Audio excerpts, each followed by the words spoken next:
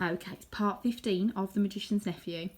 And last time, Aslan had let Diggory go to the tree and pluck an apple. He says, what I give you now will bring joy. It will not in your world give endless life. So we'll see what is going to happen next. Chapter 15. The end of this story and the beginning of all others. If you look, my Kindle's telling me it is 89% of the books. Let's see. You need no rings when I am with you, said the voice of Aslan. The children blinked and looked about them. They were once more in the wood between the worlds.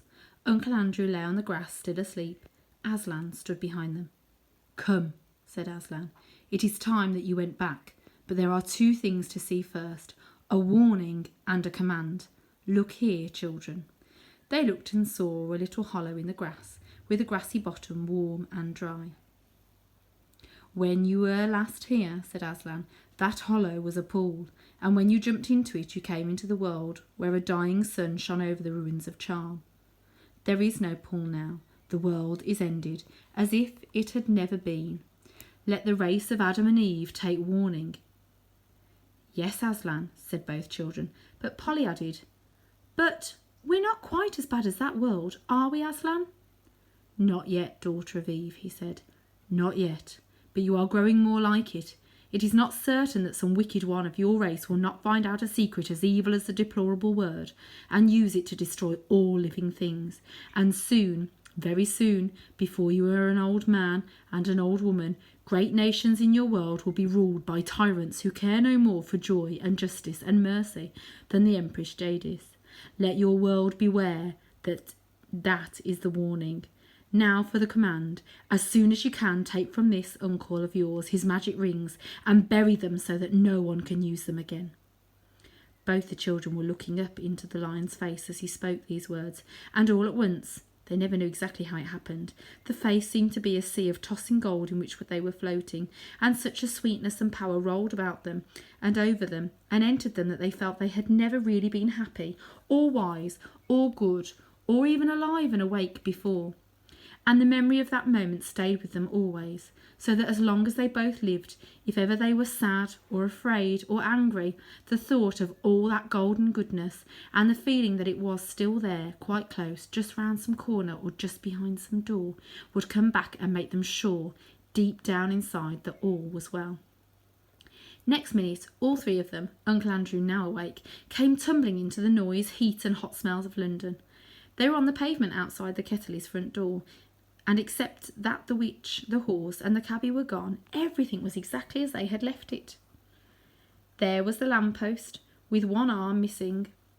There was the wreck of the hansom cab. And there was the crowd.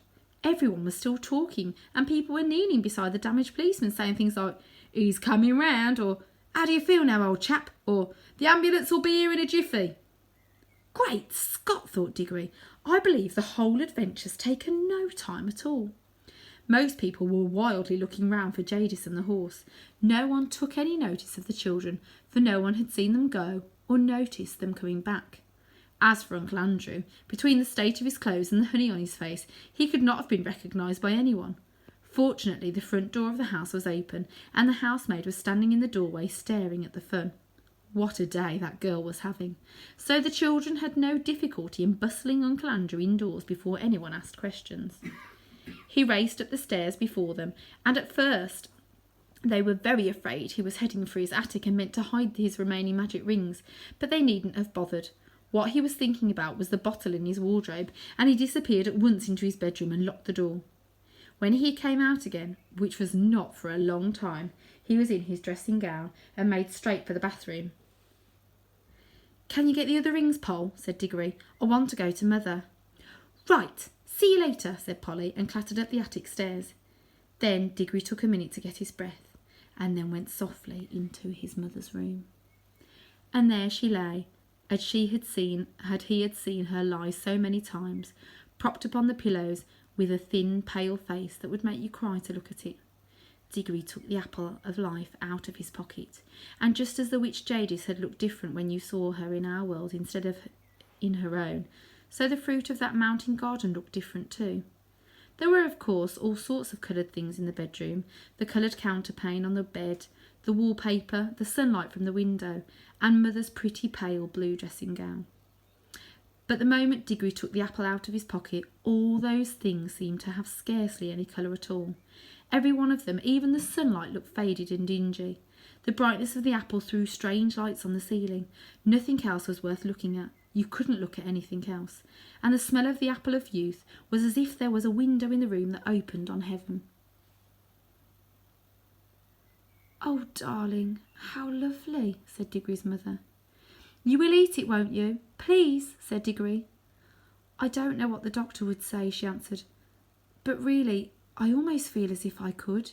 He peeled it and cut it up and gave it to her piece by piece, and no sooner had she finished it than she smiled and her head sank back on the pillow and she was asleep, a real, natural, gentle sleep, without any of those nasty drugs, which was, as Diggory knew, the thing in the whole world that she wanted most. And he was sure now that her face looked a little different. He bent down and kissed her very softly and stole out of the room with a beating heart, taking the core of the apple with him for the rest of that day. Whenever he looked at the things about him and saw how ordinary and magical they were, he hardly dared to hope. But when he remembered the face of Aslan, he did hope. That evening he buried the core of the apple in the back garden. Next morning, when the doctor made his usual visit, Diggory leant over the banisters to listen. He heard the doctor come out with Aunt Letty and say, "Miss Ketterley, this is the most extraordinary case I have known in my whole medical career. It is like a miracle. I wouldn't tell the little boy anything at present. We don't want to raise any false hopes, but in my opinion—" Then his voice became too low to hear. That afternoon he went down the garden and whistled their agreed secret signal for Polly. She hadn't been able to get back the day before. "What luck," said Polly, looking over the wall. "I mean, about your mother." I think it's going to be all right," said Diggory. "But if you don't mind, I'd really rather not talk about it yet. What about the rings?" "I've got them all," said Polly. "Look, it's all right. I'm wearing gloves. Let's bury them." "Yes, let's. I've marked the place where I buried the core of the apple yesterday." Then Polly came over the wall and they went together to the place. But as it turned out, Diggory need not have marked the place. Something was already coming up. It was not growing so that you could see it grow as the new trees had done in Narnia, but it was already well above the ground. They got a trowel and buried all the magic rings, including their own ones, in a circle around it. About a week after this, it was quite certain that Diggory's mother was getting better. About a fortnight later, she was able to sit out in the garden, and a month later, that whole house had become a different place. Aunt Letty did everything that Mother liked. Windows were opened, frowsy curtains were drawn back to brighten up the rooms. There were new flowers everywhere, and nicer things to eat, and the old piano was tuned, and Mother took up her singing again, and had such games with Diggory and Polly that Aunt Letty would say, "I declare, Mabel, you're the biggest baby of the three." When things go wrong, you'll find they usually go on getting worse for some time. But when things once start going right, they often go on getting better and better. After about 6 weeks of lovely life, there came a long letter from Father in India, which had wonderful news in it. Old great Uncle Kirk had died, and this meant apparently that Father was now very rich. He was going to retire and come home from India for ever and ever. And the great big house in the country, which Diggory had heard of all his life and never seen, would now be their home. The big house with the suits of armour, the stables, the kennels, the river, the park, the hothouses, the vineries, the woods and the mountains behind it. So that Diggory felt just as sure as you that they were all going to live happily ever after. Perhaps you would like to know just one or two things more. Polly and Diggory were always great friends, and she came nearly every holidays to stay with them at their beautiful house in the country, and that was where she learned to ride and swim and milk and bake and climb. In Narnia, the beasts lived in great peace and joy, and neither the witch nor any other enemy came to trouble that pleasant land for many 100 years. King Frank and Queen Helen and their children lived happily in Narnia, and their second son became king of Archenland. The boys married nymphs, and the girls married wood gods and river gods. The lamppost, which the witch had planted without knowing it, shone day and night in the Narnian forest, so that the place where it grew came to be called Lantern Waste. And when many years later another child from our world got into Narnia, on a snowy night, she found the light still burning. I wonder if you know who that is. And that adventure was, in a way, connected with the ones I have just been telling you. It was like this. The tree which sprang from the core of the apple that Diggory planted in the back garden lived and grew into a fine tree, growing in the soil of our world, far out of the sound of Aslan's voice, and far from the young heir of Narnia. It did not bear apples that would revive a dying woman as Diggory's mother had been revived, though it did bear apples more beautiful than any others in England, and they were extremely good for you, though not fully magical.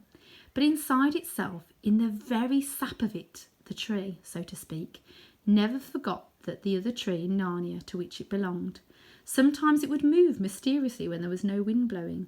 I think that was when this happened. There were high winds in Narnia, and the English tree quivered because at that moment the Narnia tree was rocking and swaying in a strong southwestern gale. However that might be, it was proved later that there was still magic in its wood, for when Diggory was quite middle-aged, and he was a famous learned man, a professor and a great traveller by that time, and the Kettleys' old house belonged to him, there was a great storm all over the south of England which blew the tree down. He couldn't bear to have it simply chopped up for firewood, so he had part of the timber made into a wardrobe, which he put in his big house in the country. And though he himself did not discover the magic properties of the wardrobe, someone else did. That was the beginning of all the comings and goings between Narnia and our world, which you can read of in other books. When Diggory and his people went to live in the big country house, they took Uncle Andrew to live with them, for Diggory's father said, "We must try to keep the old fellow out of mischief, and it isn't fair that poor Aunt Letty should have him always on her hands." Uncle Andrew never tried any magic as long as he lived. He had learnt his lesson, and in his old age he became a nicer and less selfish old man than he had ever been before. But he always liked to get visitors alone in the billiard room and tell them stories about a mysterious lady of foreign royalty with whom he had driven about London. "A devilish temper she had," he would say, "but she was a dem fine woman, sir, a dem fine woman." And that is the end of The Magician's Nephew. I hope you enjoyed it as much as I did. And I think you'll quite clearly now see the links between The Lion, the Witch and the wardrobe. And that's why I loved it so much, because it was about where the wardrobe all began.